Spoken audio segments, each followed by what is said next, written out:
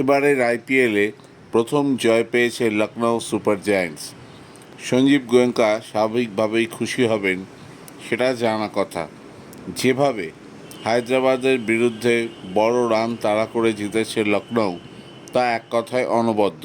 এবং প্রায় অনেক ওভার বাকি থাকতেই ম্যাচটা দাপটের সঙ্গে জিতেছে নিকোলাস পুরান, ঋষভ পন্ত, মার্শরা।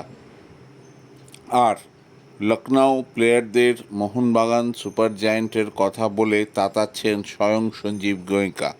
আজ্ঞে হ্যাঁ, এর আগে একটি পডকাস্ট অনুষ্ঠানে গোয়েঙ্কা স্যার জানিয়েছিলেন তিনি খুব গর্ববোধ করেন যখন যুবভারতীতে ৮০,০০০ বা ৬০,০০০ দর্শক একসঙ্গে মোহনবাগান মোহনবাগান বলে চিৎকার করে এবং জেসন কামিন্স, জেমি ম্যাকলারেনদের মোটিভেট করেন নিজেদের খেলাকে আপলিফ্ট করতে। এই জিনিসটাই তিনি এতদিন মিস করতেন লখনৌ ক্রিকেটারদের মধ্যে।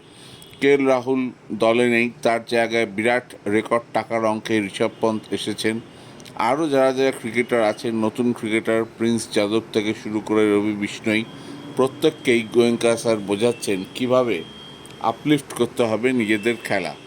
চ্যাম্পিয়ন, সুপার সিক্স এবং চ্যাম্পিয়নই তাদের একমাত্র লক্ষ্য। মোহনবাগান সুপার জায়ান্ট যেভাবে ভারতীয় ফুটবলে রাজত্ব করছে, তিনি দেখতে চান লখনৌ সুপার জায়ান্টও সেভাবে ইন্ডিয়ান প্রিমিয়ার লিগ জিতছে।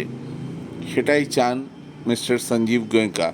এখন এটা মোহনবাগান সমর্থকদের কাছেও একটা বিরাট গর্বের ব্যাপার। ভারতবর্ষে একমাত্র দল মোহনবাগান যারা most consistent over the last few years. বাংলার গর্ব হিসেবেও তারা নিজেদের প্রতিদিন মেলে ধরেছে। আবার এই প্লে অফ পর্ব শুরু হবে, মোহনবাগান সমর্থকরা আশা করতেই পারেন তাদের দল আইএসএল ট্রফিও জিতবে। লিগ শিল্ড হয়ে গেছে, এবার আইএসএল ট্রফিটাও হবে। আর তার সঙ্গে যদি লখনৌ নিজেদের প্রথমবার আইপিএল চ্যাম্পিয়ন হিসেবে তুলে ধরতে পারে, সেটা বাড়তি পাওনা। ভালো লাগলে অবশ্যই সাবস্ক্রাইব করবেন।